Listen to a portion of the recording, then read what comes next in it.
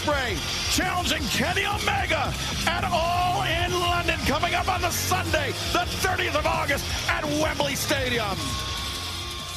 Snap Page's leg. Back to the middle of the ring. Page taps out. Gable one step closer to his dream. Here is your winner by submission, Chad Gable. Corey, the stage is set. In 3, 2, 1, clap. Huh? Benoit balls. I still think Kevin Sullivan did it. I'm Aubrey Edwards. I'm not a wrestler. Tony's quick sniffs of the week. No, just my dickhead friends causing concussions and shit. All right, never mind. There's barbecue sauce. So good, half the face don't work. With Hogan that close up on the fucking camera reminds me of my racist uncle. I know you ain't listening, but you know who you are, you fucking racist. Uncle.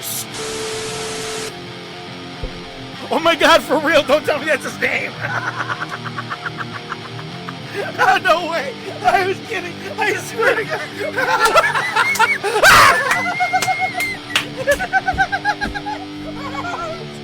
That was just the first thing that came to my head. It was the first thing. Welcome to the Top of Wrestling with your hosts ODM and the Professor.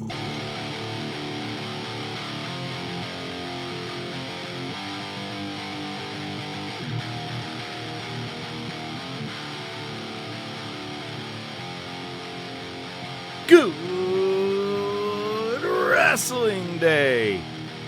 Welcome on back. It's the Top of Wrestling Podcast. We appreciate you here, as you are every week. I'm the Professor. He's ODM. We're on iTunes, Spotify, and we're going to stop right there. Spotify. Hey, man, we post this every week. Normal. We set it up, and you let down some of our listeners. Legit. Actually had a message. People were like, what the fuck, man? Where is it on Spotify? It's an excellent question, and I didn't blame ODM. He went through the normal steps. Anyway, iTunes, Spotify, Podbean, Amazon Music, Pandora, YouTube, Facebook, Instagram, and the X. It was there next day. That's fine. It was a day late, $1 short, but you subscribe, you like, you share, and you have a good wrestling day. Here we go. Today's breakdown. We got news. We got results. We got bring it to the table. Monday Night Wars 30 years and 7 months later with Seasons Beatings. And I gotta be honest, I think that's a very underrated pay-per-view name that they haven't used since, and I think I just love it for, Seasons Greetings, obviously. And this week's top topic, we are talking about who we predict each are our next 5 new world champions. New as in first-time world champions. So we can't say, Jey Uso will be the next world champion. No. Has to be a first-timer. Yeah, I appreciate that thumbs down. Ladies and gentlemen, ODM. Hey-o! Yeah, it's going to be... Hey-o! This one's been a difficult one because, you could say, well, they won one in Japan, but not in this company. So we're going to... And I appreciate you saying that. We decided it is people who are going to be the next world champs in AEW or WWE. Basically, you're looking at the U.S. side of things. Mm-hmm. And it's not going to count if they won one in TNA or NXT. I'll 100% agree to that. Yep. And you know who won a world title in WWE? Jack Swagger. Or Jake Hager, as you may remember him from AEW. Bro. I love that his first slap competition was WrestleMania weekend.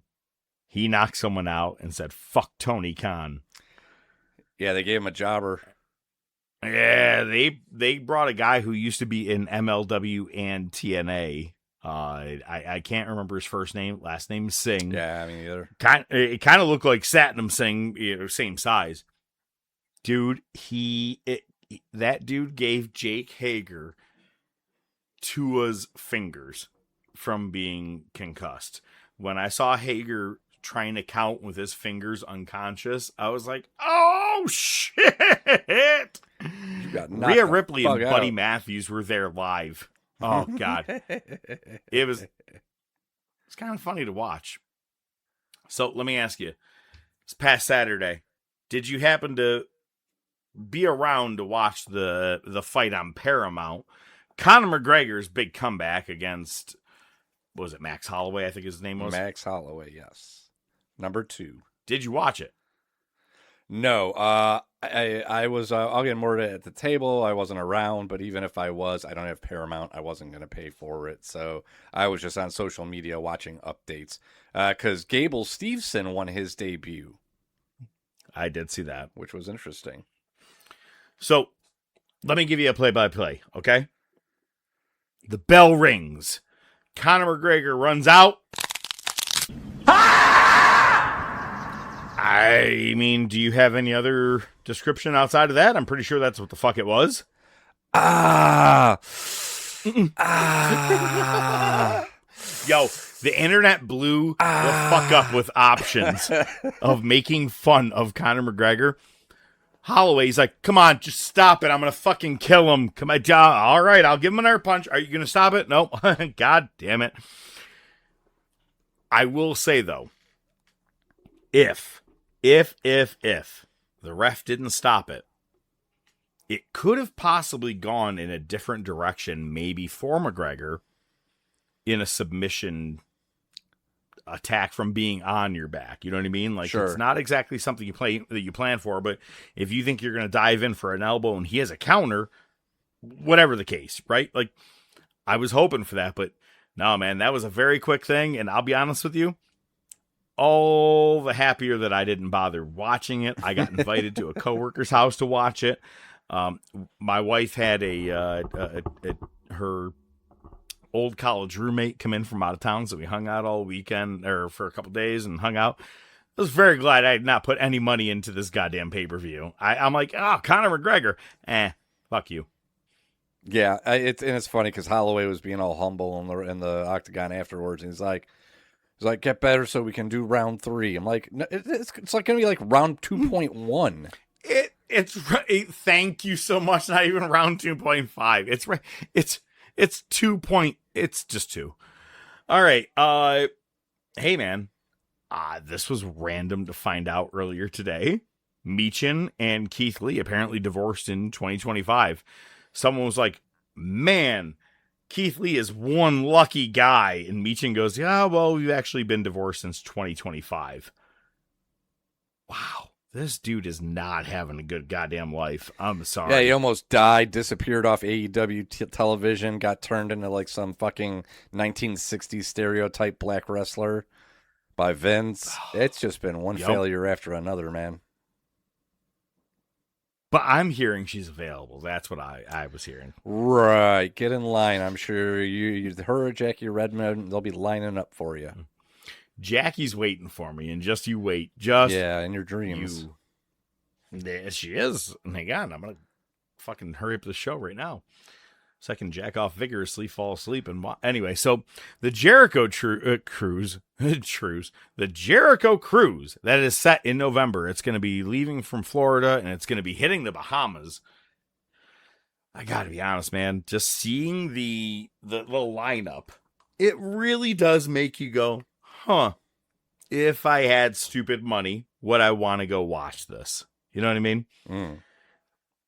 The Hardys, Great Muta, Ted DiBiase, Carlito, Chris Van Vliet, Nick Nemeth, Bully Ray, Fred Ottman. So, either you got Tugboat, Typhoon, or Shockmaster. Shotzi Blackheart, Vampiro, Buff Bagwell, the Blue Meanie, AJ Francis, a.k.a. Flop Dollar, Indy Hartwell, Victoria Crawford, which was Alicia Fox in WWE, Sonny Ono, and then there's going to be a bunch of bands playing. Fozzy is one of them. Another band is the Iron Maidens, which is an all-female group that is a tribute to Iron Maiden. I'm like, fuck. Just seeing all of this, I was like, oh, I wish I had stupid fucking money. I wonder what it's like using crutches on a boat for Buff. God damn you. It's probably a wheelchair. Yeah, it could be. Most likely it's a wheelchair. God, I'm going to take the high road on this segue. So, Jim Ross is actually set to go undergo a brain surgery, which is, I think, happening this week. And it's something to do with draining fluid from his brain. Oh, okay. All right. Yep. Yeah, I didn't see. Got too much going on up there. I'm sorry, folks. I had to. God, I still need to just find one day to just binge the fuck and just fast forward. There's gotta be. Just find it. There's gotta be. I've tried. I've Googled the fuck out of it. I promise you. I've looked high and low to find this soundbite. I wanted to make it just the opener. Sorry, I had to. I had to. Wrestling. We might. It might be. You might have a better chance just going through the old episodes because I think that's the first time that we talked about it. I mean, I tried that also as well on our Google Drive. But outside of that, there was another CM Punk, quote-unquote, fan incident. Now, I call full-blown bullshit and sketch on this. It's just a mother, her teenage son, and a youngster who's maybe 10. And they go, oh, you know what they say? Never meet your heroes. Little Johnny over here was waiting to see CM Punk, and he mad dogged him and just walked away to the elevator. What a piece of shit. Punk is a punk. Yeah, that's right. And the brother chimes in, oh, man, it's bullshit, blah, blah, blah, blah, blah. You don't have it on video, go fuck yourself. I don't believe it. Right. But also, he's at his quote-unquote home, if you will, for the night. Leave him the fuck alone. You know what I'm saying? Yeah. Like, outside an event, fine. Look, if you see him in the middle of the mall and you're like, oh, man, Mr. Brooks, hey, you know, whatever. Like, you have respect. There's a difference, you know what I mean? Like, if you go at it the right way. But when you're going at it with your camera in their face after an event and they're trying to go home to rest, fuck you. Yeah, I actually have a somewhat relatable story at the table to show you how to properly do those things. And even in my story, you're going to be like, damn, that's kind of fucked up. Not really, Someone that but came up to you and been like, oh my God. yeah, they're like, ODM, I can't believe you're here. What the motherfucker." hell? You know? Yeah, no, that's exactly what happened. Yeah. Dumbass. I swear to God, I hope that's how the story goes. It doesn't. So but don't then get, Punk don't the get your next hopes up. day, but then the next day, Punk wrote a tweet. He wrote, or whatever, an Instagram post, or whatever he wrote, mahi for breakfast. Feels good. And then something like, Thank you, Peoria, or something like that. yeah, And then- for not and then- bothering me. Yeah, so basically in the whole, you know, the whole don't forget to tip your waitress shtick. Yes. That's kind of how he ended the tweet. He's like, don't bother me at the hotel. Fair enough, man. No, Look, absolutely. honestly, I saw a Mean Gene in the goddamn bar of the hotel. I'm like, Gene's up for a hang. Yeah. Jerry Lawler was walking through and people were bothering him. And I swear to God, I looked at my wife and they were all surrounding him while he's in the middle of the goddamn front lobby just trying to get to the elevator. And I go, nah, I'm not fucking with him. And it's more like, not like I don't want to piss him off. I'm more like, nah, man, come on. That's where you reach the moment. I don't want to be that fan that's standing outside of your vehicle, your hotel room, all that shit. Can I get a signing? If I got luck to run into you, and I mean that, like a luck to run into you somewhere along the way, maybe I'll shoot my shot. But maybe I won't. But if I do, I'm going respectful. Hey, man, I just, huge fan. I'm not even pulling my phone out until it's a possibility. Like, man, can I get a picture or whatever? If not, can I just shake your fucking hand? You're the shit. You know, like you have to have respect, and people are fucking stalking dicks, vultures nowadays, man. Self-important too, man. They're the fucking center of the universe at that moment. So it's all about them. And that's what the point is. This bitch puts out a post being like, oh, look at this little kid. Someone actually wrote a whole fucking thing. Dear Punk, I came to the show. You still said no. They were doing the whole goddamn stand thing, making fun of it. Like, this little kid is over here waiting. He's like, but you don't have to diss my little brother, man. He loves you. Well, Punk was at a show the other day, and some fans like, hey, you were a dickhead to me 10 years ago. He's like, yeah, you're still a dickhead or something like that. Dude, oh, you deserved that was it. the night he won the WWE It was the night he won the against title, Sami yeah. Zayn. He goes, you accused me of being an asshole on Twitter. He goes, yeah, you're probably still an asshole. And then walked away. I was like, you're my hero. Yeah. Did you? They say don't meet your heroes. I'm going to meet this one. This one, I just want to shake his hand and be like, thank you, sir. He's going to just mad dog you and fucking leave you standing there crying. So I probably will. So there's one thing I forgot to put in the news. Dark Side of the Ring has premiered their new season. And I have watched the first 2 episodes of the TNA/Jeff Jarrett story. I watched 1 out of 2. Take it away. Yeah, you're not going to spoil anything, believe me. Exactly. I know so, and I think the third one comes out tonight, if I'm not mistaken. Is it not Thursdays? Maybe it was Thursday. It was a Tuesday or a Thursday. I believe it's Thursday, but yes. Okay, but anyway, it's coming out soon. But man, it's great. There were a few. Back it up. It's Wednesdays. You're right. It's Wednesdays. Okay. So, I'm not going to lie. Could there be were Thursday. a couple things little things that I didn't know so much about. But, yeah, I mean, to me, it's just like, I love Jeff Jarrett even more because I've always liked him just as like a tragic figure. And you could, I guess, accuse him of politicking a little bit, but for the most part, he was a Nepo baby who was trying not to be a Nepo baby. And it just backfired on him at every fucking turn. And it's just I cast didn't of people. disagree with him. Oh, I'm sorry. You're going to fire me on fucking public air in front of everybody? Yeah. I'm just going to start my own company. I got to be honest with you. Shit. Good for him. I look at it in the best of ways. I'm like, good for him. I thought it was great. Yeah, did he put the title on himself? Sure, but he did it in a way so his next move was to put someone over. Yeah. Ron Killings, R-Truth, was an NWA World Heavyweight Champion because of Jeff Jarrett. Yeah. We all got to look at that kind of shit. So the first episode at least I saw, it was all true, but also a lot of the things I heard, it gave me more respect for Jarrett. Yeah, and they've got a great cast of people. They are missing some people, man. Sure. Gail Kim should and could have been a part of it, to be honest. Right. Well, in the second one, they did have Awesome Kong, and a lot of the footage they had was of her and Gail Kim. I mean, they were bitter rivals. And Awesome did not pull back punches. No, she said some shit. She was very straightforward, and it's fucked up when they put it in perspective like that. But yeah, she man, hates Dixie. yeah, I think a lot of people hate Dixie, and she declined to interview for that. So you get is like some comments from like either live footage or interviews she had previously done.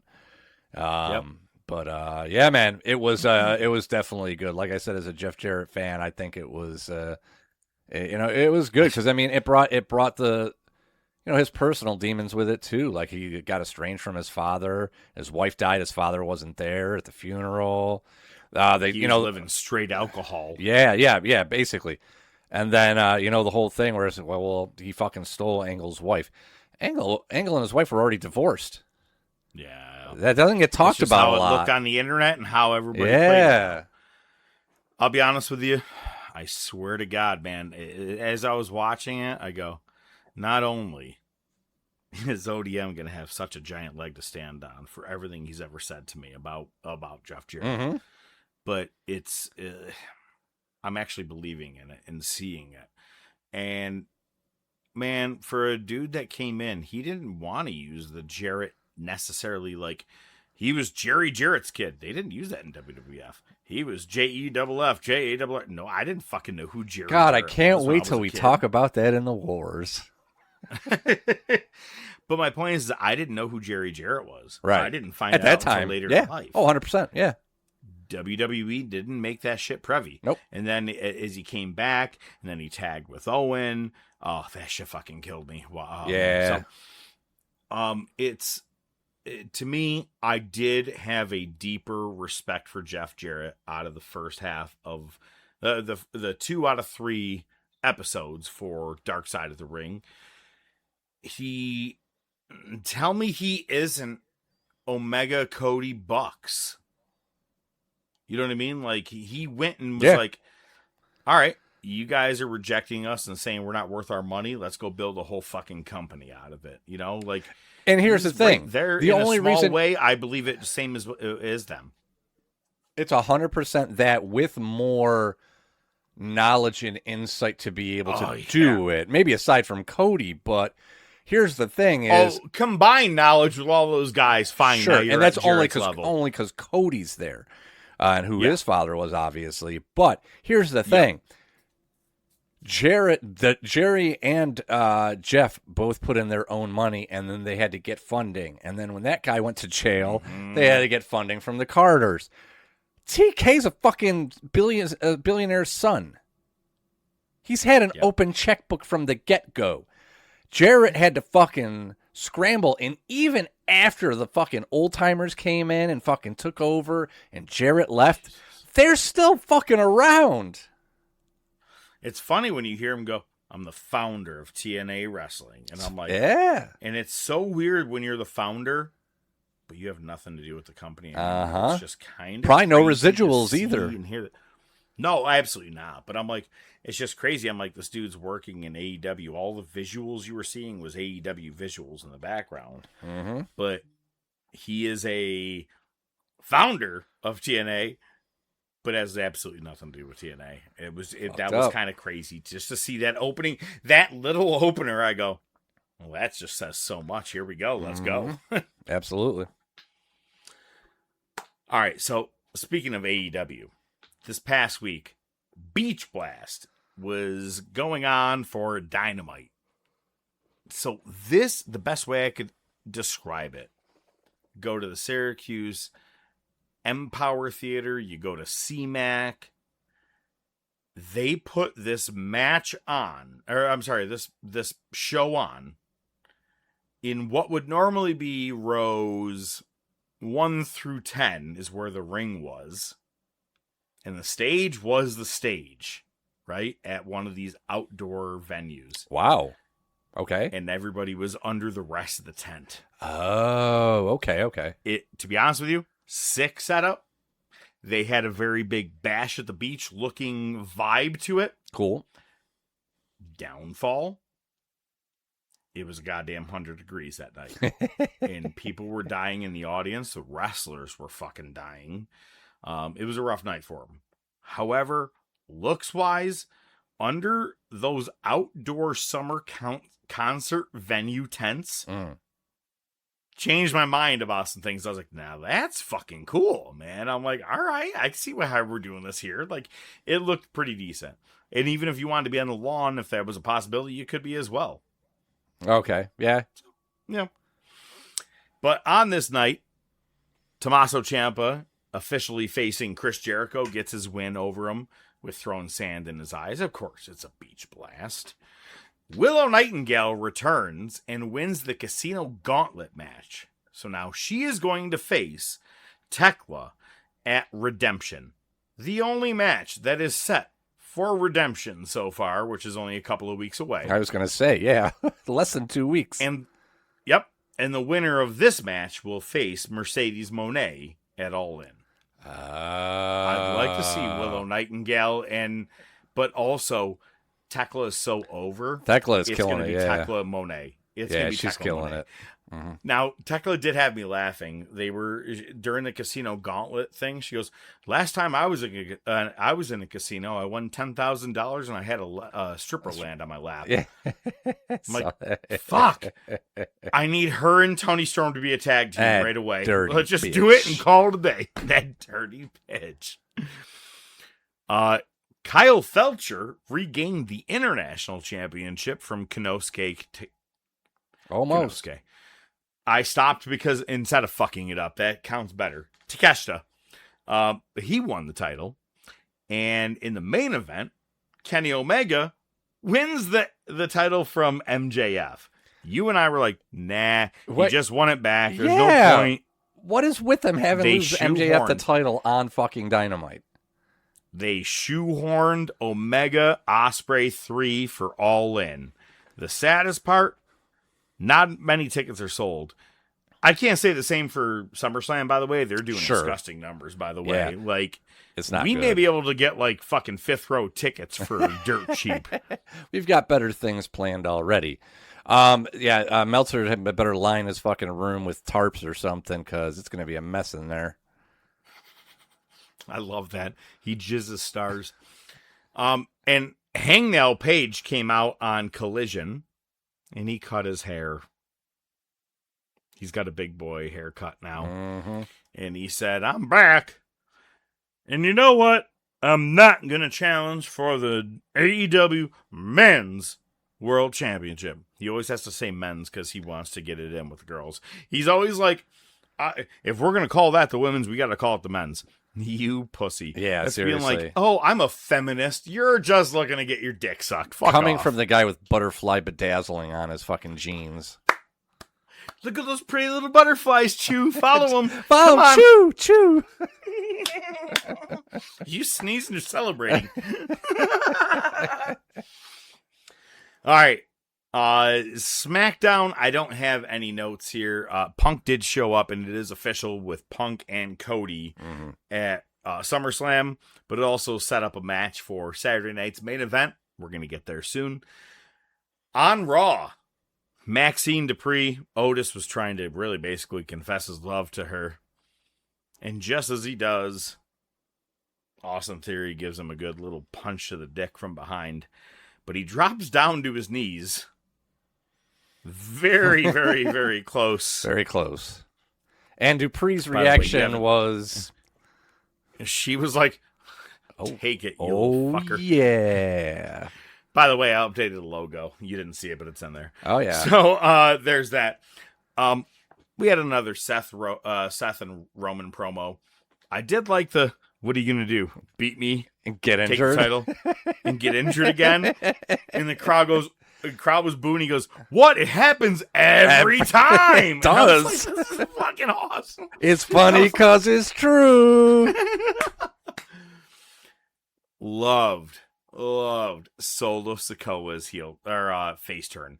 Look at I don't need him to be face. I'm okay with it. But however, the way he mocks people, the way he does certain things, he can be a face. We haven't just seen that side of him yet, right? Mm-hmm. And he put the one up for the bloodline, and Jacob and Jimmy are like, yeah. And then he just puts a big smile on his face and just puts it to the thumb for the spike and hits Jim Uso and then takes out Jacob Fatu. So, all right, I'm not necessarily happy with the match, but I'm also happy when people get on a card. I look at it that way, okay? So we're going to have the Usos and Jacob Fatu, which that goddamn fucking dream team, if you really look at it, against LA Knight, Solo Sikoa, and Royce Keys at SummerSlam. At least Royce is on the card. Same with LA Knight. I swear to God, I'm like, well, at least he's on the card. That's how I'm looking at it. We did see a vignette for Big Cass, which I loved. It was old photos of people, or old videos, people holding up SAWFT signs. But you see a tall guy standing through the 8 and the 3 for the August 3rd, which is going to be the Raw right after SummerSlam. So I'm assuming next week or the week after, we're going to be getting an Enzo vignette as well. Well, I almost wonder because it seems weird. Like, listen, I know even with the internet chatter, it's hard to keep secrets nowadays. But still, did I need to see the vignette that he's coming? Couldn't he just shown up the day after SummerSlam, and wouldn't that have been more impactful? It would have been much. But what I'm wondering is if they did that on purpose, because you know Cass is going to be there, and then Enzo shows up the same night, unannounced. Also gets you a lot of signs, people in prep for it. They're going to you know hand them what I out mean? anyway. It's just better for crowd. Yeah, that's fair. But I will say, I just hope Simon Gotch shows up and he's like, let me tell you about these guys fucking fat You're girls. still wearing your fake Nikes and your fake tan and your fake gold. The only thing real about it is you're a guy. And then the biggest part of Raw, Chad Gable punched his ticket to face Penta at SummerSlam for the Intercontinental Championship. I promise you, to the highest heavens, I don't give a shit what CM Punk and Cody Rhodes do. Mm-hmm. This is going to succeed the entire weekend. This is going to be and Penta. Gable and Penta is going to be the match of the fucking weekend. I'd almost go match of the year. I guarantee it. It's going to be a banger. Hopefully there's no chicanery and Gable gets the win. Agreed. I love Penta. I want him to get the win. But yeah, yep. You know what? But you know what? Now is the perfect time to take Penta. You've been on Raw a couple of years. Mm-hmm. Let's shift you to SmackDown and get with your little brother. Get with your brother, yeah. 100%. That's how I would do it. This Saturday night is Saturday night's main event in Madison Square Garden. I feel like it's got to be some big stuff. Now, look at Roman Reigns and Jalen Brunson are apparently going to have a face-off with each other. Look at, I know the matches that are set on here for Madison Square Garden, the Knicks, yada, yada, yada. If you do not close with Danhausen versus J.D. McDonough, I feel like you're doing a mixed service to yourself, a disservice to yourself. They're likely going to end with Sami Zayn and Gunther versus CM Punk and Cody Rhodes. But if I were doing this show, I'd open with that match. Mm-hmm. You dangle in the other matches. Give McDonough and Danhausen this spot only because Danhausen said, I have many New York people who are going to be on my side, yada, yada, yada. Dude, it could be one of the greatest goddamn main events for Madison Square Garden. Dude, they could turn it into like Ring of Honor when they used to throw the streamers and everything like that. Dude, they could turn it into that. Make it like its own ticker tape parade. It could be fucking... I think it could be really outstanding. But my luck and my money says they're going to open with this shit. And they're going to go the reverse of what I want. The other match is going to be homeless Lyra Valkyra against Bayley. Ay. She just looks like a crackhead now. Yeah, they're not doing a good job. You got any money? Mm-hmm. Yeah, pretty much. Yeah, I'll suck your dick. Yeah, well, can you give us a Wendy? Y'all want these cheeseburgers? The fuck did you Ew! Say? I love in the parody movie. He's like, ew. He zips up Get his out pants. of here. Goes, all right, man, you're going to take a left over here. You're going to go that way. Women's tag titles, Brie and Paige are going to be taking on Fatal Influence. Whatever, man. I just, again, my biggest thing, if you would want to make me happy for Saturday night's main event, you know, they used to put like Hogan and Bad News for the world title early and then close with like the Rockers and Brainbusters and not even show you the end of the match because they were going off air. Give Danhausen and McDonough this main event, please. It would be pretty fucking funny. Just for Madison Square Garden purposes, only off of the NBA Finals. I'm like, it's shoehorned in at this point. Mm-hmm. Hey, I do want to give a quick little shout out. He said he was a week or two behind with our show. He had no complaints. He had nothing that he needed to correct for us. However, except the fact that he was at World War III, 1995, the very first ever, which I found was pretty fantastic. I asked, how did you watch it? He said, you just picked a ring and watched. But Buster sent us a message. Not really a message. Just a picture of Jackie Redmond. Guess who need a new clean pair of underwear? And then another right after. You can hardly see them nipples.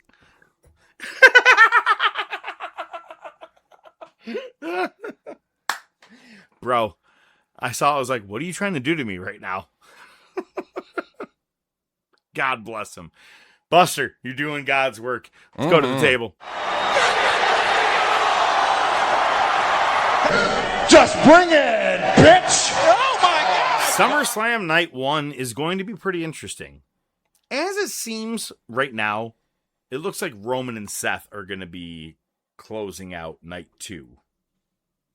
Which makes me think Cody and Punk are going to be closing out Night 1. And goddamn, what a better night! I have actually heard that Brock and Oba are going to close one of the nights with the They're gonna open one of the nights. They're going to open because ESPN's like, we want to have it on our free hour, everyone. And Brock wants to go home if he's not the main event. There you go. But for you guys, it's SummerSlam night 1. For some of us, Wheezy, ODM, Lil Jon, and myself, we are in a competition. It's the Hot Ones competition. Not only are we getting together to watch SummerSlam on the projector, we're going to be doing the Hot Ones challenge. Do we do it during the pay-per-view while talking or before? Before. I'd rather just watch without having to worry about recording or anything. Let's just watch. And no, I get it. I'm gonna miss a lot of the fucking pay-per-view because I'm gonna be killing your bathroom. So we are doing the Hot Ones challenge, everybody. And ODM, do you have the list in order of what we are going to be going through? I believe there was 8 sauces. I think there's 6. So I believe there were 6 sauces. Yeah, so only one of the sauces is actually from the Hot Ones lineup. The rest I got from That's the Pepper fair. Palace. This is our own version. Our own version. And I don't know that I'm going to call it a competition. First of all, Weezy and I are going to win if it is a competition. And second of all, okay. We're not keeping track of anything here. We're just eating sauces and some wings and having a good time with it. That's all. The one to least likely act like a bitch is the one that wins something. I don't give a fuck if it's $1. Well, then just give me my prize money now. Here. All right. You really think you're going to beat me? Yeah, dude. I fucking eat hot sauce all the time. I'm tapping out at 2. Yeah, exactly. It doesn't matter. All right. So the first one is one that I've actually had before. It's called Tequila Peño. And I don't have, what do they call them? Scoville ratings. Set of balls? I don't have the Scoville ratings for all of these, but I mean, I can tell you they're in order. So Tequila Peño, it's actually a green hot sauce. It's really tasty, really good on eggs. I would highly suggest just buying a bottle because it is very tasty. But we're doing this on chicken wing. Next up, chicken wings. Yeah, so I'm going to throw. So we're going to now do the question is, do we soak the chicken wing in it, or is it you just pour a couple dots on it? I ain't got enough money to buy all that hot sauce where I can just soak a bunch of there wings. There it is. All right, right on. I'm on the same page. So Wheezy's gonna. I think Wheezy's gonna bring his deep fryer over, and we'll see how that goes. If not, I've always got the smoker. So we're just gonna cook them plain. You know, if they go on the smoker, maybe a little salt, that's pepper. Perfect. No, that's perfect. And then the sauce on. I'm on the same page. Just pour some sauce on there. There you go. So the next one is Serrano lime. So you're starting to get up in heat a little bit, but it should be another good flavorful. So I tried most of these when I bought them. I'll tell you more. You already sipped it? No. You goddamn fucking cheating cocksucker. Well, I had to get good ones. So you tasted all of these to see if you can deal with them? No, I know what I can deal with and what I can't deal with. I'm good, buddy. Don't worry about it. It has nothing to do with the competitive edge. Trust me. No, that's fine. No, it's cool. No, you cheated. Go ahead. Okay, you tell yourself that. So Serrano lime is our number 2. You tell yourself you're not. What does that have to do with anything? I've already had the Tequila Peño before that one. All right, so Serrano lime is number 2. This is where you might start running into a little problem. This one's called Chesapeake Bay hot sauce. So it's almost like Old Bay, like Old Bay. You put on like so it's kind of like that. Very tasty. Then we start getting the ones where you're going to start feeling the punch. This is where the lips are going to start tingling a little bit. Extra hot Gator Death Roll. Okay. So there's that one. And then we'll go Daddle Dew. Daddle being the type of pepper. That one is going to be another bit of a scorcher. And then finally, the last one is Watch Da out, Bomb. it's a scorcher. Which is on Hot Ones, which is usually the one that really wrecks people. So here's how I look at it, okay? It's all right. Usually the bottles go out only by dab, right? Like it's like a dot, a dot, a dot. I personally, because I like hot sauce, I'm gonna put like a line across. Like if it's a flat, I'm gonna put a line across the flat. If it's a drum, I'm gonna put like a little line on there. Yeah, I'm not gonna just dab it. I'm gonna put a healthy amount on there. See, this is why though. However, I wanted a non-participant. We could let Miss Wheezy do this shit, but I think we should let a non-participant dress everybody's so that everybody's not dressing themselves and someone's being a pussy. They're all dressed the exact same. Well, I'll do it. I don't trust you. You'll see it right in front of you, bro. You'll have a plate right in front of you. You can take the one with the least amount. That's fine. I'm not going easy on myself. I love fucking these. I love hot sauce, so I have the longest ride home, and I have to stop at Lil John's house to drop him off after. Yeah. Bro, I'm going to be Jeff Daniels in Dumb and Dumber. I already feel it happening. Yeah. Does hot sauce really wreck you like that? Make you I got IBS. All right, well. I mean, I don't have full-blown IBS, but, you know, sometimes when I want to shit, I shirt. Well, wear some Depends, man. I guess I don't know what to tell you. Depends if I will or not. All right, what do you got this week? Lots of shit, man. It's been it's I see that. Story. You got a list like the professor would. Well, it's not even going to be that crazy. So it's just like, dude, this last week has been so crazy. I feel like we haven't done this show in a month. That's how crazy this last week has been. You know, obviously we talked about the new gig, started that this week. I had my goodbye party, which was great because it's so funny to see how fake everybody is at work, because there was a ton of people that didn't show up, and the real ones that I've known for a long time that I don't see that often anymore, they fucking showed up. Even people that don't work there anymore fucking showed up. The real G's showed up. Fuck all the other ones, man. You know what I mean? So you're speaking to the choir. I preaching to the choir. I fucking get it, and it's. I love and hate when those moments happen. You're like, God damn! I'm seeing it all. It all's coming in perspective. I'm fine with it, but right? Fuck you. Yeah, fuck you guys. I feel even less bad about leaving. Not that I did in the first place. But... No, but 100%. You're like, I didn't even need to say goodbye to you. I'm glad you didn't show up, man. Never. I didn't actually like you. You fucking gingivitis breath motherfucker. So it was weird. So Thursday night was the happy hour. Went right home, grabbed our bags, drove out to Buffalo, checked in the hotel. My son had a baseball tournament out in Buffalo, and we just made it a mini vacation, right? Mini break. Went out there. So the reason we went out Thursday night, because the first game on Friday was 8 a.m., which was great because I was hungover. I was just like, I don't want to be here. We grabbed up in the parking lot. We got no boot. He's like, that's my dad. Boot. This home run is dedicated to him. I don't boot. So we grabbed some food. We went back, took a nap because the next game wasn't until 6. So Jesus Christ. Yeah. I'd rather them be back-to-back games as a player, but like the morning and then the night. Are you kidding me? Yeah. So after that, we went out and we got some dinner. We went out with his buddy and their parents, who we usually sit with and talk with, cool people. Went to a taqueria, got some shrimp tacos, really good, tasty. Love a good shrimp taco, man. And yeah, dude, they were bomb. I've been getting those a lot more lately. I don't know why. Blackened shrimp taco is 100% a go-to for me. 100%. But yes. Yeah, I don't know where that came from, but yeah, it's been my go-to lately. The other reason normally I get choripollo, which is a chorizo. And I was like, nah, because same thing like with you driving home fucking after a bunch of hot sauce. Because after that, we went right to the casino. Went up to Niagara Falls, went to the casino. And we had a blast. It was fucking hilarious because we both started with $100. I think I ended up with like 95. And I went to go see Mama. She was down to like 40. I'm finishing up my last machine, and she comes up to me. She's like, well, I got down to 20, and she holds up her ticket, 213.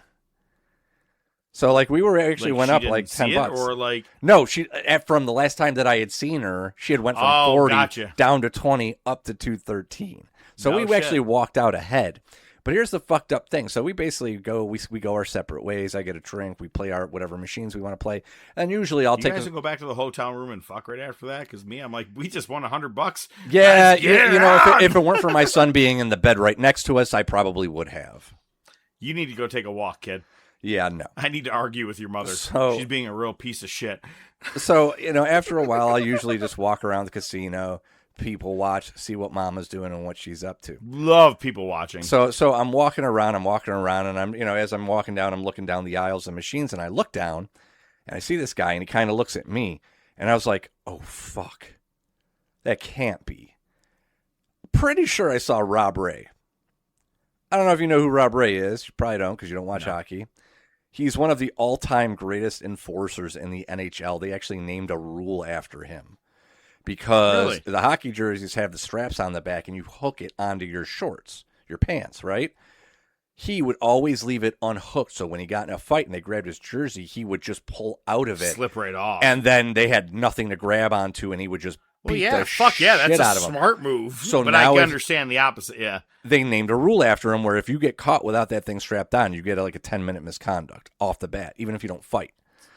So did you pull the shirt? And I kept, you know, as I was walking around, I kept looking, and I would look over at him, and he would look over at me. I'm like, God damn it. This guy's thinking I'm stalking him. He's like, this guy's going to fucking talk to me, and I don't want him to. So, you know, the weird thing with with a casino is typically, you know, you get a ticket. You know, you can put $100 into a machine, and when you cash out, that you get a voucher, right? So at the end of the night, you take the voucher, you go to a like an ATM machine, you put it in, and if you won $215.30, you get $215 in cash and a voucher for 30 cents. They don't give you change. Yep. So you can either go to a penny slot and play until you're out. Some people will leave them on a machine so somebody comes by. They're like, hey, an extra 30 cents. I do that. Mama said with hers, Mama says with hers, somebody handed her one of the ones, like it was like 30 cents or whatever, and she had hers and she wanted to pay it forward and hand it to somebody. And I was telling her how I dig it. And I was telling her, I think I saw. I do that with kids at like a place where like you get tickets at like a putt or something like that. Yeah. I hand them to kids. I'm like, here you go, brother. Like, I'm not going to need them. They don't even do tickets anymore. It's all on a card. Some of the arcades still do, but really? I know what you're saying. All right. So less they were doing it. So we're walking out, and she's like, yeah, I got to give it to somebody. I'm like, just give it to somebody. And I look over. I'm like, oh my God, I think that's him. I'm like, I think that's him right there. We walked right by him. And she handed it to him, and we walked off. I'm like, I'm not fucking with this dude. Like, he's the last motherfucker I am going to be like, hey, buddy, can I get donated money to him. Well, he actually does. So he actually, for MSG, for the Sabres coverage, he actually does the center ice coverage. Oh, that's sick. He got, yeah, dude, I was like one of those things, but it's like, but it goes back to the whole CM Punk thing. This guy actually does promotions for that casino. Yeah. So he's probably there just fucking on the off season, just trying to have a good time and not be bothered. So he probably still thought I was stalking him because every time I looked over, he was fucking right there. And your hand was in your fucking right hand pocket playing pocket pool. But yeah, so there was that. It's funny you say that though, because I'm like, I could actually see myself if I saw Punk in that exact situation. He's there at a casino. If I can make eye contact with him and give him a nod, like, yo, what's up, man? Like, I know you. I'd be okay with that. I don't need to necessarily meet him. You know, like you two, right? But I didn't even like do that. I didn't even do that. I didn't even be like, "Hey, what's up?" Like I just kept looking, you know, down the aisles of the machines to see where my mama was. Right. And every time I looked, I fucking end up locking eyes with him. And I'm like, "Oh, this guy thinks I'm a stalker." So anyway, so the next night he had games at 4 and 6, and we went to a place called Wing Nuts in Buffalo. Some of the best chicken wings ever. You're ever in Buffalo? I know Barb. So the big ones that everybody always says is Duff's and Anchor Bar. You're in Buffalo, don't go there. It's not that they don't make good wings. It's just not where to go. Yeah, it's hype. At this point, it's hype. If you're in Aurora, I think it's East Aurora, go to Bar Bill. That's the OG. They do it right. But if you're in Buffalo near the airport, there's a place called Wing Nuts. God damn. Might be some of the best wings I ever had in my life. Dude, just Aurora, amazing. Illinois does sauce. have a really good TV show that's underground. What's that? Aurora, Illinois has a yes, they do. Yeah, sure. Do you want to just talk about Wayne's World and we can talk about the wings another time? Or no, we can keep talking wings.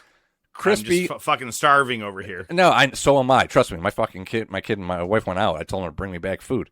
But anyway, so they got blue cheese boats. So instead of a cup of blue cheese, it's like almost half egg shaped. So you can just drag your wing through it. Game fucking changer. And it's chunky blue cheese. You don't have to ask for them crispy. They come out crispy. They're big ass jumbo wings. This place is the tits. If you're in Buffalo, go to Wing Nuts. But here's the best part. In a month. Best part of this all. We get back on Sunday night, chill out. Monday, start the new gig. Do the new gig today. Once again, you take care of the doc. I'm like, all right, let me go check some shit out.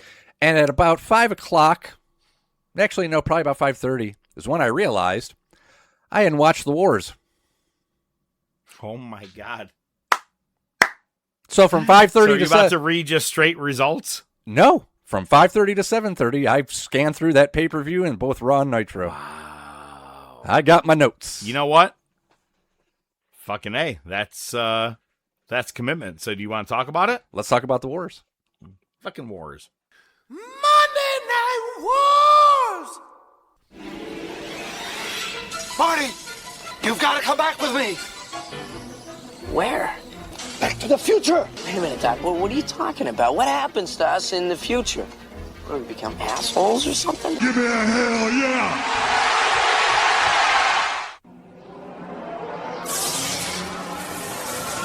You want a war?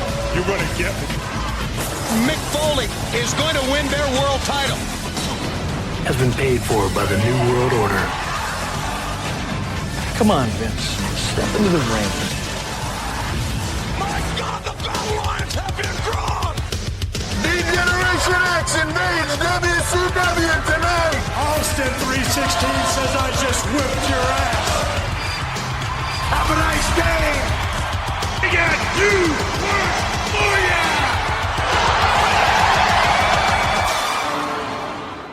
Continuing along with the Monday Night Wars, it's the next installment of not only Raw Nitro, but we have In Your House, Seasons Beatings, which I believe is the fourth or fifth installment. It's the fifth installment of In Your House. And this is December 17th, 1995. I remember this one. The funniest part about this I can remember, honestly, is let me just say this word, and I'm sure you're on the same page, ODM. You'll remember it. I can't get in trouble. No one else can get in trouble. I was at a friend's house with a black box. Yes. That basically gave you every fucking pay-per-view. Mm-hmm. It was, what do you want to call it? What do they call it now? The VPN today? It was the VPN of a box that gave you access to. This was everything. just stealing. No, that was just stealing. That was just stealing cable. Okay, this was a way of stealing cable. Luckily, my dad wouldn't let me do it. You know, my dad wouldn't even let me use a PlayStation on the TV, and he goes, "No, it's going to ruin the TV." He thought Nintendo and all those devices would ruin the TV. That's an Italian pops for you. He also said, "Don't let that boy sit on my couch." Well, at least he was right sometimes.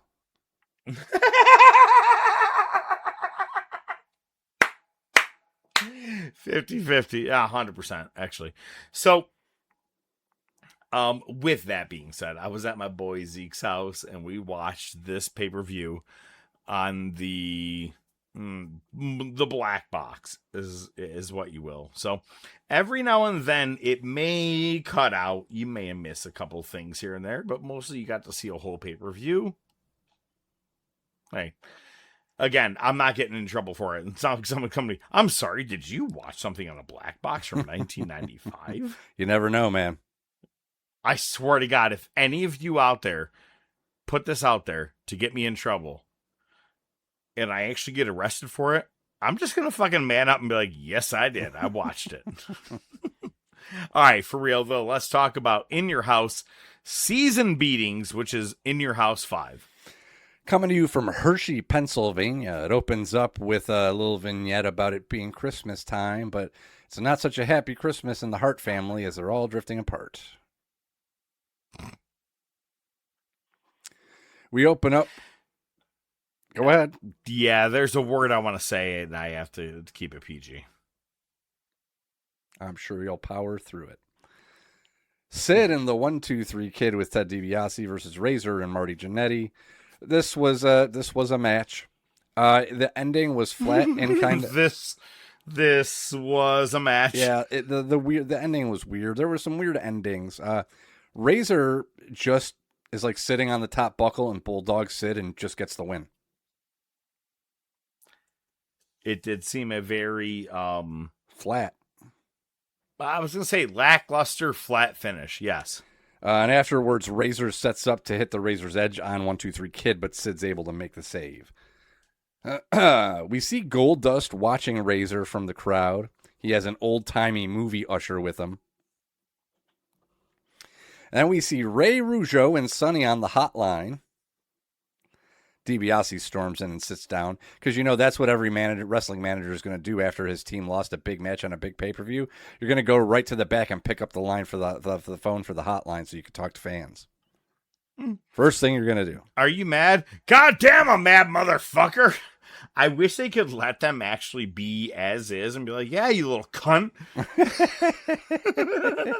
If it was real, what do you mean, sir? They just meant, I don't know what that word. That's what my dad calls my mom. This isn't dinner. The ring announcer announces Nature Boy Buddy Landel. Mm-hmm. And then Lawler interrupts him. I was like, Nature Boy Buddy Landel, you know what I heard about him? Sits when he pees. Lawler gets on the microphone, though, and interrupts anything else that the ring announcer is going to say. He's got something under his arm. You could. I want to give you a second before we move on because it's important shit, actually. So I should not tell you things off air. Go ahead. Hey, man. And no names, no context. I'm just telling you what I heard about Nature Boy Buddy Landel. Sits when he pees. Probably leaves his pubes on there and everything, too. Oh, my God. Jesus Christ. The short hairs. So Lawler just... I may not have a job after this next show. Go ahead. Yeah, I don't think I was going to have any impact on that. Yeah, well, you know what? Promise me, or give me what you promised. All right, God. Let's just, Jesus All right. Christ. Lawler interrupts. Lawler interrupts. Everybody's like, ooh, Monday Night Wars. You guys are like, let me tell you about my most recent disgruntled life parts. And Jesus Christ. Yeah, I'm sorry. leave it alone. All right, I apologize. There you go. The wars. So anyway, after the ring announcer announces Landel, Lawler just interrupts. He's got something under his arm, and he gets in the ring, and he introduces Double J, Jeff Jarrett. Yo, the timing with the Dark Side? The Dark Side, it was so just perfect. Yeah. I was like, wow, thank you. Like, excellent. They literally just showed this on Dark Side. Yep. They literally just showed this. So naturally, Lawler puts Jarrett over, and he opens up the package he had under his arm, Lawler did, and it's a gold record for Jeff Jarrett's album, Ain't I Great, featuring the hit single, With My Baby Tonight. Spending my days working hard on the go, put the hand on the clock, it ain't spitting too slow, but I ain't wait to be blown with my baby tonight. And there you go. All right. Dean Douglas. Honestly, my baby's got me wrapped around her little finger, but she don't know that I don't want to wait a minute to be with her because I'm going to put my dick in that girl. That's right. Tonight. Turn the lights off. Close the door. We're going to have you sign a consent form that's going to make you cry. I'll pay you $9,000 never to do that again. Baby, it's true, I got her one-track mind, but it's hard to concentrate with a brain that's like mine. I'm taking it back. You should be used to that. Dean Douglas. I've only been arrested 13 times. Not bad. They say the 14th time's a charm. Turn the lights off, close the door. I dropped the shampoo. Nope. You could have just played. You could have just put the bumper in the recording of you. You could have just done that. Why? I love that song. I'll sing it anytime live. Oh, I know. People request it. They requested that I sing it. Nobody requests that. Oh, it's hard to concentrate with a host that's like mine. I'm gonna burn this podcast to the ground. So after all that. Anything else going on? Dean Douglas comes to the ring. Jarrett joins commentary. Dean Douglas announces Nature Boy Buddy Landel. Ahmed comes out, squashes Landel. And then Dean Douglas at this point has one of those paddles, kind of like from Dazed and Confused, or like the teachers in school would paddle you with if you were a fucking boomer. Fuck you. Yeah, exactly. Soul pole. Oh my God. So he paddles Douglas. Lawler interviews on Med post-match. Jeff Jarrett jumps on Med, hits him with the gold record and a few chair shots. Todd Pettengill is with Razor Ramon. After the interview, Pettengill gives Razor a gold envelope that was given to him by Goldust. Razor reads it, has got the bewildered look on his face, crumples it up, tosses it, and stomps off. Next, you've got one of the high points of the Monday Night Wars. It's Hunter Hearst Helmsley versus Henry O. Godwin in a hog pen match. With Hillbilly Jim as your guest referee. Don't go messing with the country boy, country boy, country boy. Do not. Because the country boy will get you. Go messing with a country boy. Mm-hmm. Helmsley wins, so he's still undefeated. But to pop the crowd, Godwin pulls him into the hog pen and drops him in the slop. Diesel versus Owen. This was more of a statement match for Diesel than anything, because Diesel has Owen dead to rights. Like Owen's like playing possum, almost like he fell 30 feet from the roof. And Diesel just puts his boot on Owen's chest, and at the 2 count, he pulls it off, and he hits him with a power bomb and shoves the ref. Owen wins by DQ, and Diesel doesn't seem to give a shit. Next, you get Savio Vega and Santa Claus coming to the ring. DiBiase comes out and says everybody has a price, and that includes you, Vega. DiBiase runs down Santa Claus. Santa jumps Savio Vega. Vega gets the comeback on the ramp, and Santa's wig and beard come off. And it turns out they think they end up calling him Santa Claus, but it's actually Balls Mahoney. So that's outstanding. Well, he had nothing else to do. Yeah, he certainly did. I don't think he had a lot to do after either words. Taker versus Mabel in a casket match. Taker gets put in the casket, but they never shut the lid. Mo actually walks from the side with the casket to the other side of the ring to give Mabel his crown. Then he's like, oh, word, I forgot to close the lid on the casket. You didn't win yet. He goes over, Taker fights back. He puts Mo and Mabel in the casket, and before he closes the lid, he takes the chain that was made from the urn off of Mo, closes the lid, Taker wins. Main event, it's I can't wait to be alone in my casket tonight. You're fucking doing karaoke and Kids in the Hall sketches over there. Jesus fucking Christ. Bulldog with Cornette. Did you like what I was doing Brett? over here? No, I absolutely did not like it at all. You liked it. Next you get... Hey, I want to say one more time. You know what? I appreciate you, Buster. The Jackie Redmond photo. Mm-hmm. It is. I haven't even seen ODM this entire show. This is what I'm looking at. I can tell. It's probably better. Your main event's Bulldog versus Brett. That's why I had the biggest smile on my face of the show ever. Christ. Do you want to just go to the top topic? No, I want to listen to you talk, please. No, you don't, obviously. It's my favorite part of the week. Bulldog, no, Brett, I did a lot world title. Brett wins!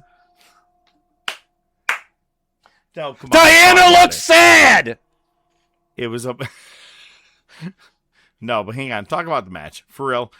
It was a bloody bath. I actually liked it. Brett got busted open pretty good. He was bleeding buckets, that's for sure. And it was another flat finish.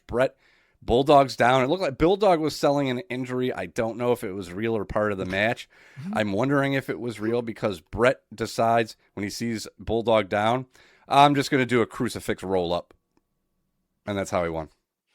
Well, I think the crucifix roll-up is the callback to 1992 because that's how the SummerSlam win was. It was slow and sloppy. However, Bulldog could not keep track of which limb to favor. Like how you were saying, you're like, he's like, oh, my arm. He's like, oh, my God, damn, my arm, my leg. God, oh, my damn elbow. It. I think it's broken. I think it's broken.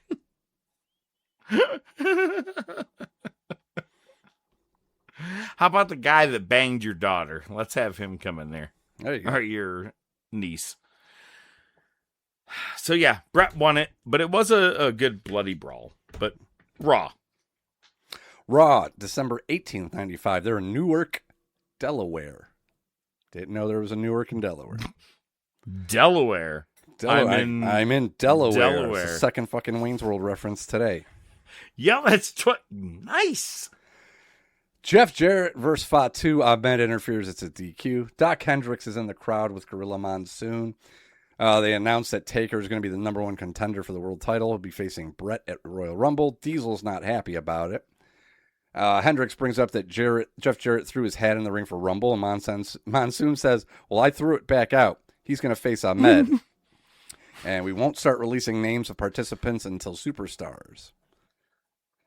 We get a Gold Dust pre-record on Razor Ramon. Then we get Nature Boy Buddy Landel versus Spark Plug Bob Holly.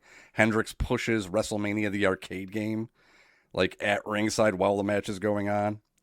Buddy Landel wins. Spark Plugs is like, how come I was never the WWE champion, but Sami Zayn was? Well, there's that too.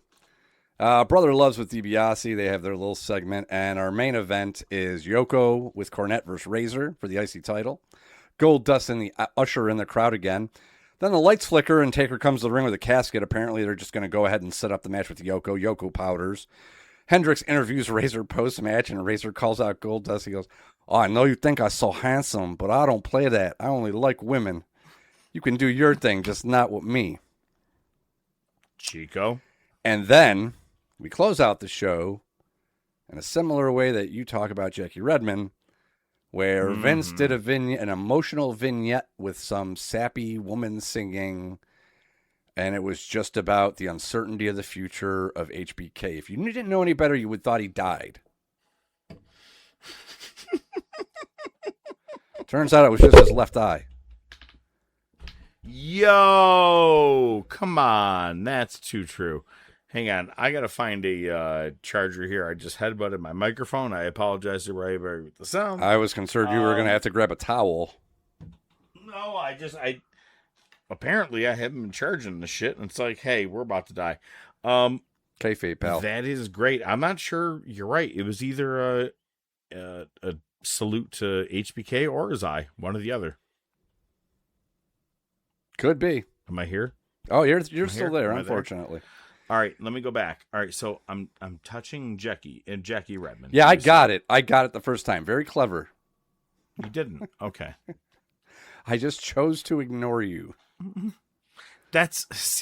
Little do you know that I don't even have the Google Meet screen up, so I can't even see you right now. Wow. All right. Good to know. Please talk Nitro. Go ahead. I'm actually not. I'm actually kidding. But so Nitro is great. It's my aeroplane.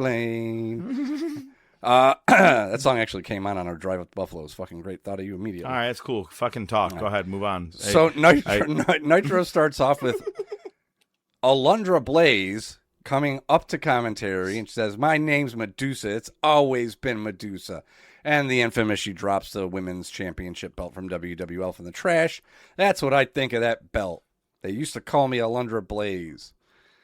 Then she leaves, and then William Perry, the refrigerator, just walks up the commentary because Mongo's there. So, yeah. I'm pretty sure we only see Alundra for, Medusa, a couple of matches here or there. And then she shows up more in 2000. Yeah. Where she's like fighting against Macho Man and all those people and all that bullshit. Yeah, it was all weird. Yeah, right after she had a good job dropping that title. Yeah, seriously. Ric Flair versus Eddie Guerrero opens up the show as far as matches. Flair wins by grabbing the ropes during figure 4. Gene's in the ring with Flair and Arn Anderson post-match. Flair lays a couple shots in on Eddie post-match just for good measure. Anderson runs down Orndorff. Then Taskmaster and Jimmy Hart come in the ring. Taskmaster says, listen, I really don't care about you or Flair. We've been up and down the road together. But Pillman, fuck that dude. Keep him on a short leash or I'll come looking for him. Okay? Mm-hmm. Nobody liked him. Nobody liked Kevin Sullivan, man. Oh, man. Gotta be honest. Rewatching this stuff brings me back to the beginning of the wars. of when we Right. had our first marker, if you will. And some of the stuff was actually really fucking good storyline-wise. I liked it. There you go. A little. Until moments like this where they cut to commentary and then Sergeant Craig Pitbull Pittman comes to commentary because he wants Heenan to manage him to win the world title. And Heenan's like, well, I commentate now. I don't manage anymore, but I'll hand you off to somebody who can take care of you. You better, because I don't take no prisoners. Cool. Great segment, bro. Mm-hmm. Lex Luger with Jimmy Hart versus Marcus Alexander Bagwell. Luger wins. Gene's on the ramp with Luger and Jimmy Hart. I'm going to be champ, yada, yada, yada. And you get Earl Robert Eaton with Jeeves. Remember Jeeves? I do. Jeeves versus Sting. Sting wins. Gene's in the ring with Sting post-match. Talks about the triangle match coming up at Starrcade. And Sting says, I've held the world title 5 times. I'd love to make it 6. Then your main event, it's the Giant with Taskmaster and Jimmy Hart versus Macho Man for the world title. Hogan interferes, hits Giant with the chair. He's still on probation. He takes out the ref with the chair, then the Giant, then the Taskmaster. Then Fridge and Mongo come to the ring. Hogan hits fucking Fridge with the chair, who no-sells it. Gene's in the ring with Hogan and Macho. Giant tries to come back down the ramp. Hogan goes out there, takes out Giant and Taskmaster again. Hogan says, Macho, you owe me a title shot. To which Macho says, Hulk Hogan went Looney Tunes tonight. Oh, yeah. I love that. And Macho basically says, listen, man, I got to defend the title against Flair next week on Nitro. Then I got a fucking match at Starrcade. After that, you're on. You old bastard. You dumb bastard. That actually works out. We got 2 old guys over here fighting for a title. And now we transition to people who have never won the title. But we're going to predict the next 5. Let's go. Ladies and gentlemen, it's now time for... Best there is, the best there was, and the best that there ever will be. Hold 2, arm bar. Sodas rule. Yeah, they do. Hold 3, the moss-covered, 3-handle family gradunzel. It's me, Austin. Just when they think they got the answers, I change the questions. I did it for The Rock. This week's top topic. You know something, Mean Gene? John Cena. Wrestling's not fake. The Rolex wearing what? Diamond ring wearing what? Kiss stealing, woo, wheeling dealing what? Limousine riding what? Jet flying what? Son of a gun, woo! Sierra Hotel, India, Echo, Lima, Delta, Shield. If you smell.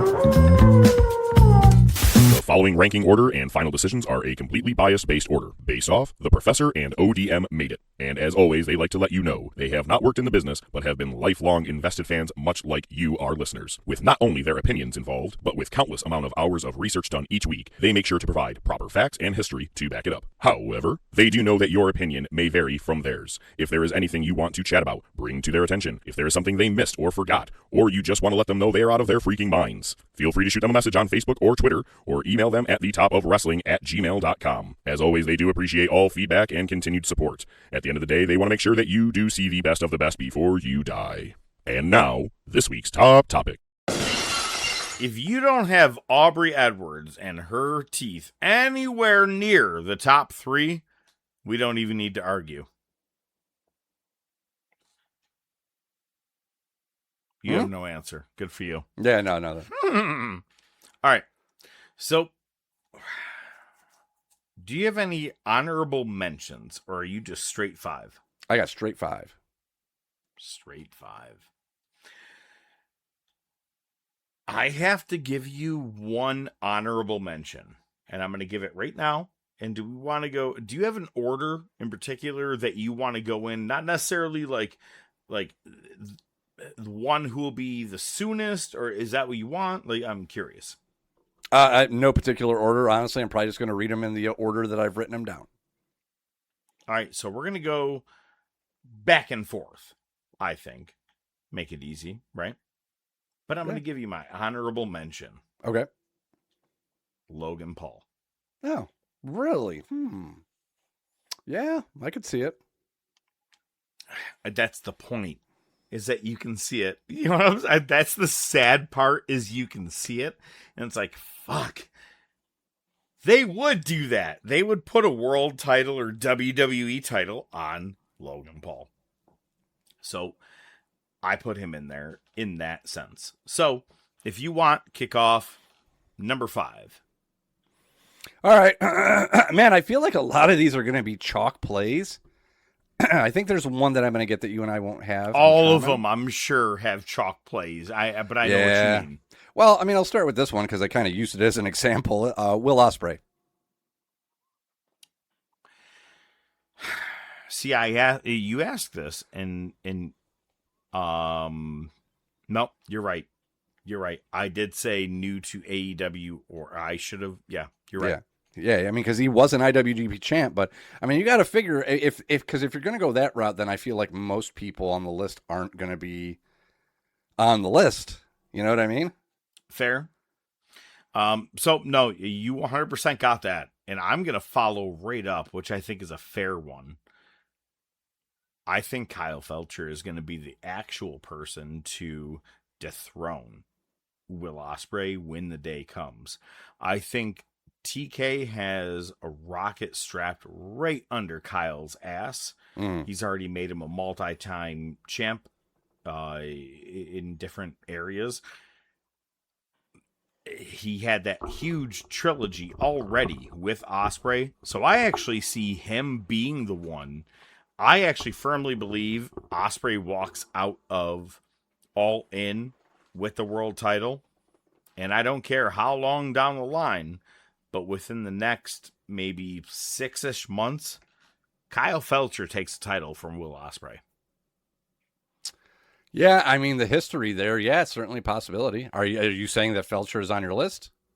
Oh, 100%. That's what I'm saying. All right. I think he has the opportunity to do it because just recently with TK's version of his most recent, what do you call them? The pillars. He mentioned Kyle Felcher and a couple other people, you know, and Sasha Banks, weirdly enough. But I do believe he'll put the title on Kyle. I really do. Okay. That makes sense. I can see that. Not bad. All right. You're up. Another chalk play. Obafemi. All right. Ditto. He's on my list. All right. So that back to me again? Please go ahead. Do we need to? No, I meant more of like, do you want to say anything? Or is that like a. I mean, do we really need to? We don't need to talk. You can sit here. Yeah, you're right. You could sit here and say, oh, well, he delayed his title match because he wants to face Brock. Dude, I think the Brock thing it's perfect. He gets to retire without making a big deal about it in Minnesota, right? In his fucking hometown. And then Oba can just go on. But his career's not on the line yet. Yeah, exactly. So, yeah, Oba. However, I will say Oba's remarks I loved, where he said, what's the point of going after a title? Brock would have tried to rob me of it. And I'm like, okay, you just made sense of why you didn't go after the title. I can get down with that. No one does that normally. Most people, they just were like, people will understand. No, they don't. They don't understand our bullshit, like, swerves that we do. Oba actually explained something, and we're like, all right, thank you, man. Yep. Like, I got it when he was like, the titles will always be there. Fine. But when he was like, Brock was always going to screw me out of that title match. I'm like, all right. You just got my interest. Thank you. Oh, man. From there, I say Braun Breaker. Yep. That's the next one I was going to have. Okay. It's sad, though, because if you look at him right now, he is the sidekick. I mean, Austin Theory has more of a storyline going on with Maxine Dupree and diddling her and kicking Otis in the dick and everybody else. Yeah, he's just on the side. I mean, fucking Logan Paul is at least doing better promos than Braun, but Braun ain't doing shit. And let's go back 6 months ago. He was against Punk for the world title. Yeah, I'm almost wondering if they're just kind of taking it easy on him with the recent injuries. He's been injured a couple times, so I wonder if they're just kind of taking a step back with him. But you're right, man. I had the same thought. He's kind of second fiddle to Austin Theory right now. Oh my God, 100%. But they're still going to put the title on him though. And sadly, I do have to say, I actually have a soft side for Austin Theory because he was a McMahon protege setup that was in the middle of something as McMahon was being taken away. And that shouldn't be to the fault of Austin Theory. 100%. Yeah, I agree. However, he turned himself around, doing what he needs to do. I like what he's doing. He's actually perfect where he's at, but it bothers me that Bron Breakker is second fiddle to Austin Theory at this exact moment. He should be, if not the champ, on the way to champ. World champ. So let's see. Is the next one to you or is that me? I think it's you. No, you said Braun, so it goes to me. I got Jacob Fatu. All right, well, he's on my list as well. Another one. Dude, we should be watching Breakker versus Fatu for the fucking title. No shit, for right? an entire year. Yeah. And to be honest with you, no one would be upset. I mean, do a 3 stages of hell, this, that, blah, blah, blah. With the two of them together, no one's saying shit. Yeah, they teased that face-off once, and that was that. Once! It bothers me. My mother hit me once. Once.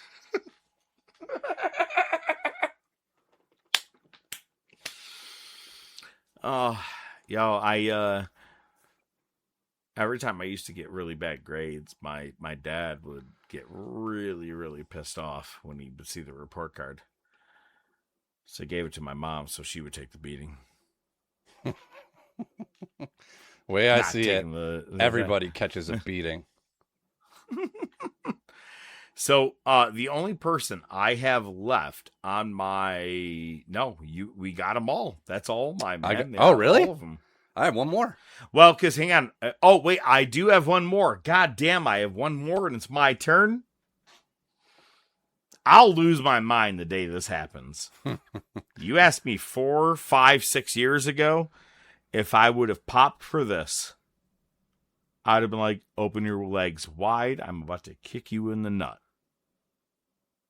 Nut, you know why. Man, I say Dirty Dom. Almost put him on. I just don't think they're really going to do it. Hang on. While I don't think they will, before possibly Jacob Fatu, that could happen. Yeah. Who's to say they ever put it on Jacob Fatu? Yeah, no, definitely. Yeah, of Dirty my list. Dom has some fucking disgusting heat if he wants to use it. He's almost basically a face at this point, though. Yes. In Mexico. Well, and USA. But I'm saying I do believe Dirty Dom possibly has a chance in there. That's why I made Logan Paul the honorable mention, because I think you could actually bounce between either one of them. Yeah, it's like I said, you're right with Fatu. They may never fucking put the world title on him. Dom, I almost put on the list though, because it certainly could happen. I'm just wondering if Dom's ever gonna rise above that station in WWE and more than a mid-carder. You know what I mean? To be honest with you, shit, he already looks like he can step into the spotlight. Mm-hmm. I mean, the boos that hit him and how he ran with it, he became one of the biggest and best heels to the point that everybody's like, he was so good, I love him. Mm-hmm. Why does everybody like MJF? He was so good at his job. That's Dom. So to me, you know what? Make him a fucking champ.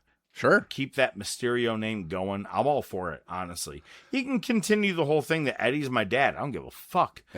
But I think Dom, I'm not saying WWE, but maybe the world title on Raw, I think he'd be worthy of a Money in the Bank cash in, and I'd be fine with him losing it after 3 months. That would actually be perfect. That would Finn be perfect. Balor. Yep. There you go. Or whatever. I'm all for it. Yeah, I actually like that. I hope you're right. And that's not often I say that. No, I appreciate that. So you have one last person, right? I have one left, and it's going to seem a lot underwhelming after that one. But, like I said, this one's kind of tough when you think about people that, have won it, haven't won it, and who's going to, be a reasonable person that they might put on the title. Because one thing we did not mention in this list was any women. Wow. Well, I have one. We are sexist asshole. Wow. Because I have one. I'm a sexist asshole. Yeah. Okay. Wow. Ruby Soho. Boom. No, beat you. Yeah, no. She's running a fucking a game store with her husband now. All right. Wait. I want to see Sol Ruca. Sol Ruca, yeah. They're gonna. You're right. Yeah. I give her. I say 18 months. Yeah. Before they I think do that's it. right. I don't think they're going to do it in the next 12. I think she has a lot to prove, but I'd say by month 18, they're pushing her. And though. The biggest pay-per-view that's around at that time, whether Rumble, SummerSlam, whatever the fuck it is, I would give it to her at that point that, yes, I think they would put the title on her. Yeah. There you go. Man, look at you bringing out the femme side. Mm-hmm. Mm-hmm. Yes. All right, so, hey, next week, I'm actually excited, very excited about next week's match. Next week's show. We either do movie, music, a show of the week. Next week, we're taking the face off. No more drugs for this guy. I love Gina Gershon, though. Anyway, we're talking the John Travolta, Nicolas Cage rocker of Face Off. I'm going to talk to you right now, ODM. Next week, we are going to talk the movie, the uppers, the downers, whatever. I'd actually be interested to talk logistics. If this is something that could like the logistics of a face transplant? Yeah. Okay. You don't have to. I do love when the doctor's talking to him. He's like, and we're gonna have to do the things about that love handles while talking to John Travolta. You fatty. You fat bastard. Yo, did you hear they're doing a Austin Powers 4? Oh, great. Wait, the best part. They're already doing Verizon commercials. Wait, Vern Troyer is dead. So instead of Mini-Me, the talk is doing Mega-Me. Oh. The Rock. Oh, God. Hang on. Not going to lie. I could maybe get down with it. You won't. Nope. Smoking a pancake. Oh, we are still recording. How about that? Holy shit. Oh, shit. This is still going. We're having a show. Anyway, hey, man, we're going to be back to next week. No, next week we are talking about Face Off. I'm excited about talking about that movie, honestly. I think it's underrated. No one talks about it enough. I feel like it gets enough chatter. Maybe not recently, but yeah, everyone. All right. Yeah, every once in a while, it's it's like the freeze frame of that Nicolas Cage crazy face. That meme gets used a lot. Yeah, Nick and the Nice Guys. Next week, we're going to be back. We got wrestling. We got faces that are just popping off and switching face to face. He's ODM. I'm the Professor, and I bid you a farewell. Appreciate you guys being here every week. ODM hitting him with his final thoughts. Thanks, Professor. I once thought I had mono. I once thought I had mono for an entire year. Turned out I was just really bored. The Top of Wrestling Podcast is brought to you by The Top of Wrestling Podcast. Your hosts are the Professor Mark Fantasia and ODM, the Doc Joe Rizzo. Feel free to reach out to the show by email at thetopofwrestling@gmail.com, on their Facebook page, Twitter page, Instagram page. Remember to subscribe, like, and share. You can listen to the show on most popular platforms, including iTunes, Spotify, Podbean, Amazon Music, Pandora, and YouTube. Without your continued support, it would be just some guys talking wrestling, which is pretty much what it is anyway. Good night, folks.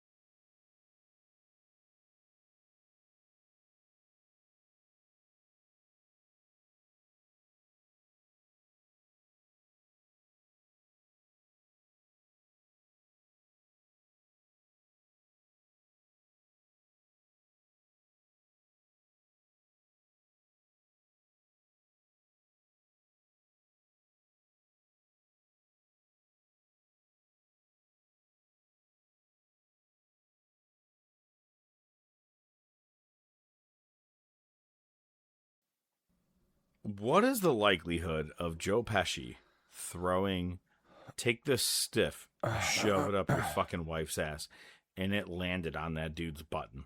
Oh, so great. Yeah. Bro. They could have shot that 1,000 times. I don't think it ever would have happened. The fact that it happened on it and how it sat just perfectly, I'm like, cut! We're done. Everybody go home for the day. Cut. Nobody do anything else. Every time I see that, but I just watched a thing the other day and they're like, it just happened. It's perfect. It was never in the script for it to land the way it did. It was supposed to just bounce off his face. So that's so a couple things, and I know I've said this a million times, so this is probably not news to you, but that guy is Vegas Vacation. Yes, and he's an actual Vegas card dealer. Yep. But I think we did talk about that. Our favorite, me and Wheezy is, because at first it's the woman. And the pit boss, tells the guy to fucking go take her place. And she goes like that. Fuck you smiling. And he just goes, that's like what Wheezy and I do, like as a kind of like a sentence stopper where you're like, yeah, I told this fucking kid if he didn't cut the grass, he was going to get suspended. It's just... He does a total thing. She goes, again, he goes, yeah. Fuck her. Yeah, he goes, and then my other favorite part, he goes, look at this big mug they brought in. What, you've been banging everybody's dick in all night? How the fuck are you grinning right now? I like that they just keep letting him do whatever the fuck he wants. Take this stiff and shove it up your wife's ass. Take this stiff, one, shove it in your sister's ass. It's such a fucking great thing, dude. But I also watched something recently. It was like Mojo's top most brutal deaths in movies. Yeah, I've seen some. Number one was Casino. Yeah, it was Nicky and his brother. Yeah, dude, because I think it was most realistic as to true story. Oh, yeah. Is what it was. And, God, it kills me every time. He's still breathing. He's still breathing. He's still Ping!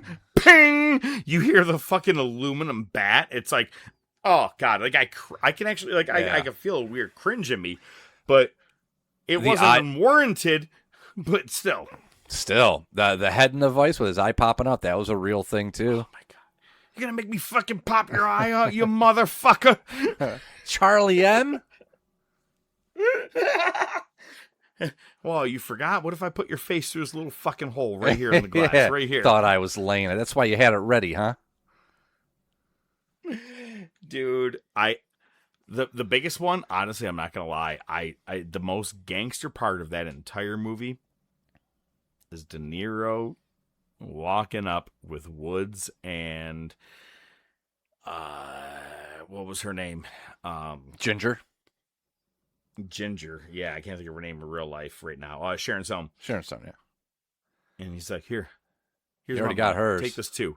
You already got hers. I'm like, oh my God. Like, it's the most gangster fucking shit because he goes, oh, I'm about to die. Like, he's looking around at everything. I love it. He's like, here, take this one too. You already got hers. It's the most gangster fucking shit. Like, I can't imagine. I wouldn't even toss 20 to someone in a conversation to beat their ass. Right. And this guy's like, here's a G. Go ahead. You already have hers. That's gangster. Next time, bring a gun. Oh my God. Aren't you the pimp? The card pimp? shark. The card shark? The tennis hustler. Yo, I got the best part. Hey, wait, what was Nikki, this is Stacy. Oh, hey, Stacy, here. Let me show you. Yo, this is a great place here. With the meats, we got them for free. Blah, blah, blah, blah. And he just shoves her head right into his dick as they get talking about veal. Talking about milk-fed veal. The veal!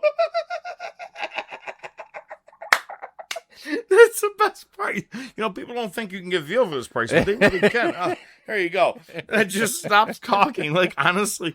And she was like, veal. Mm-hmm, Yeah. Yeah. Throw it in the back of my throat.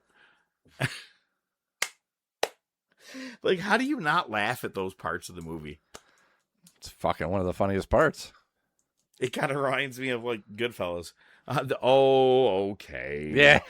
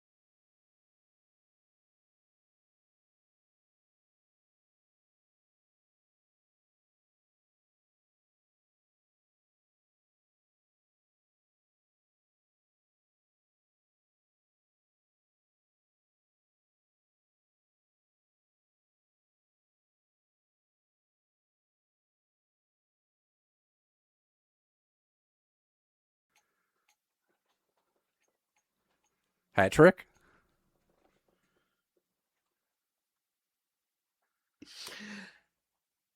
Fucking awesome, dude. That was the best hat trick possible.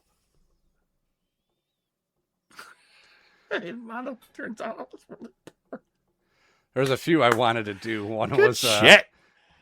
Are you still there? Did I just hang quit? up on you? What'd you just?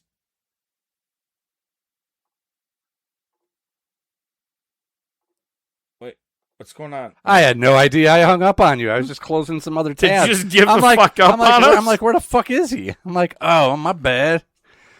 I'm looking around, I go, did he leave me?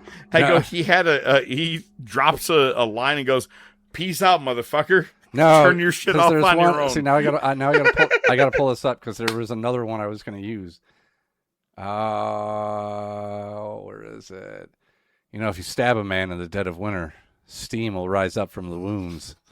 The Indians believed it was his soul escaping from his body. Fucking Ed O'Neill. I love. Who's playing tonight? The Jolly Green Giants and the Shitty Beatles. Shitty Beatles, are they any good? They suck. Then it's not just a clever name.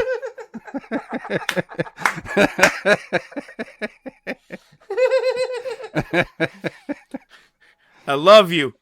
Thank you. Thank you. Just say thank you. I love that he just does it. He get everybody wait up. Fell on my keys. Dude, the 3 different versions of the ending. Yeah, that's great.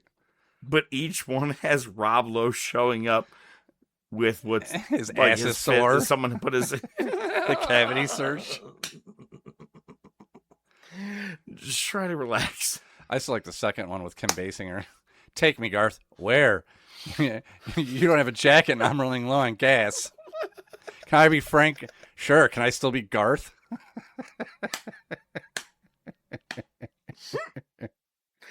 The other one I like in that whole one is with fuck, I don't know who the guy is, but he has the glass eye and he goes, and we'll dot the lowercase j's.